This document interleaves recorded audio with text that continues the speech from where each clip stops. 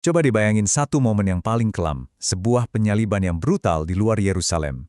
Di tengah semua penderitaan, ejekan, dan kematian, justru diucapkan salah satu janji paling luar biasa dalam sejarah.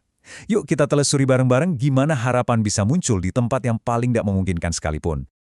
Nah, ini dia ayat kuncinya. Sebuah janji yang diucapkan Yesus bukan kepada muridnya, tapi kepada seorang penjahat yang sekarat di sampingnya. Satu kalimat pendek tapi, wow, mengubah segalanya. Coba kita lihat kontrasnya. Jauh banget kan? Di satu sisi ada realitas fisik yang mengerikan, siksaan dan kematian. Tapi di sisi lain ada janji rohani yang melampaui itu semua. Ini nunjukin kalau salib itu bukan cuma soal penderitaan, tapi juga soal keselamatan. Oke, sekarang kita fokus ke orang yang menerima janji ini. Siapa sih sebenarnya penjahat ini? Dan apa yang dia katakan sampai bisa dapat jaminan surga di menit-menit terakhir hidupnya? Nah, ini suara dari penjahat yang pertama. Kata-katanya tuh penuh ejekan, sinis, dan gak percaya. Dia ngelihat Yesus ya, sama aja kayak dia, sesama terhukum yang gak berdaya. Tapi penjahat yang kedua ini jawabannya beda banget. Dia bukan cuma negur temannya, tapi dia bikin pengakuan publik yang luar biasa. Dia bilang, kita dihukum ini adil, tapi orang ini dia nggak salah apa-apa. Dan inilah kalimat yang mengubah takdirnya. Permohonan yang lahir dari iman yang luar biasa. Coba bayangin, di tengah kekalahan total, saat semua orang melihat seorang pesakitan, orang ini justru melihat seorang raja dan kerajaannya. Yuk, kita coba bedah lebih dalam permintaan ini. Ini bukan sekedar permintaan putus asa loh, ini adalah pertobatan yang sejati. Dia ngakuin dosanya, dia bela Yesus, dan yang paling keren, dia bisa melihat raja di balik mahkota duri. Baik, sekarang kita masuk ke bagian intinya. Kita akan bongkar jawaban Yesus kata per kata. Karena setiap kata dalam janjinya ini punya makna yang dalam banget. Setiap bagian dari kalimat ini tuh penting banget. Yuk kita lihat satu persatu. Pertama, dimulai dengan "Aku berkata kepadamu". Frase ini tuh kayak stempel jaminan. Ini menghilangkan semua keraguan. Yesus nggak nawarin harapan kosong, tapi sebuah kepastian ilahi. Keselamatan orang ini nggak bergantung pada perbuatannya, tapi murni pada otoritas Kristus.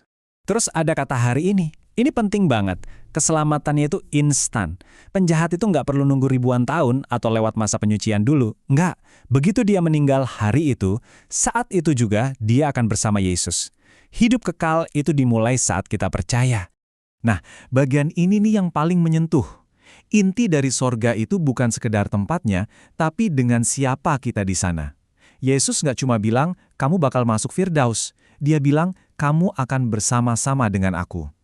Jadi buat orang percaya, kematian itu bukan akhir, tapi sebuah pertemuan dengan Kristus. Itulah inti harapannya. Dan yang terakhir, kata Firdaus.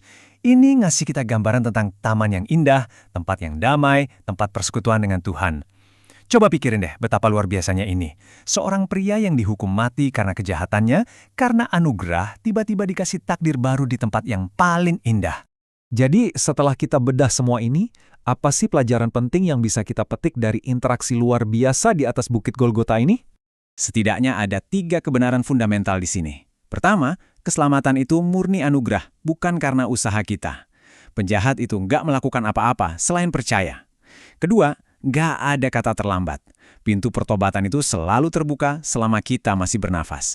Dan yang ketiga, ini nunjukin hati Yesus. Bahkan di tengah penderitaan yang luar biasa, fokusnya tetap untuk menyelamatkan orang lain. Ada kutipan menarik dari penginjil di El Moody. Dia bilang, penjahat di kayu salib adalah bukti bahwa seseorang bisa diselamatkan pada saat terakhir.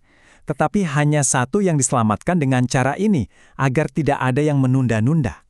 Ini jadi sumber penghiburan yang luar biasa, tapi sekaligus pengingat lembut, jangan menunda-nunda keputusan iman. Oke, sebagai penutup, kita coba tarik cerita kuno ini ke kehidupan kita sekarang. Apa sih relevansinya buat kita hari ini? Kalau kita perhatikan, di Golgota itu kan ada 3 salib. Nah, 3 salib ini sebenarnya bukan cuma balok kayu, tapi mereka mewakili 3 respons yang berbeda dan abadi terhadap Yesus. Kita lihat ada salib penolakan, di mana hati seseorang mengeras dalam ketidakpercayaan. Lalu di tengah ada salib penebusan, tempat Yesus menanggung dosa dunia. Dan di sisi satunya ada salib pertobatan, tempat di mana iman yang sederhana bisa meraih anugerah yang tak terbatas. Jadi, pertanyaannya sekarang kembali ke kita masing-masing. Di antara 3 respons ini, penolakan, penebusan, atau pertobatan, salib mana yang paling mencerminkan perjalanan hidup Anda? Kabar baiknya adalah, Yesus yang sama yang membuka pintu Firdaus untuk penjahat itu, masih menawarkan janji yang sama kepada kita semua hari ini.